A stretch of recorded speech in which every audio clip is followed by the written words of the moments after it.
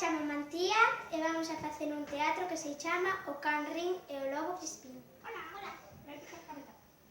Era unha vez en San Miguel de Deiro había un can que sabía sumar 4 por 8, 1 1 2.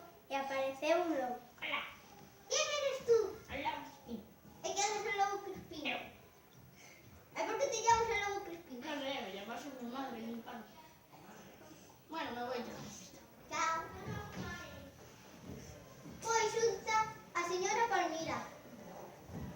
Hola, Palmira. Hola, ¿Qué te ocurre? teño tos. Apunta. Coller un resfriado.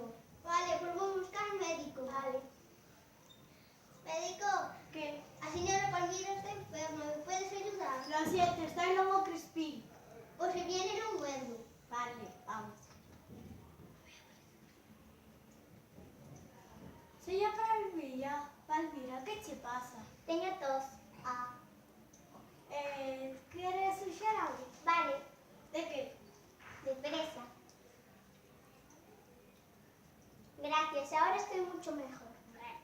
¿Qué te pasa a ti, lobo? Estoy vomitando cada 2 por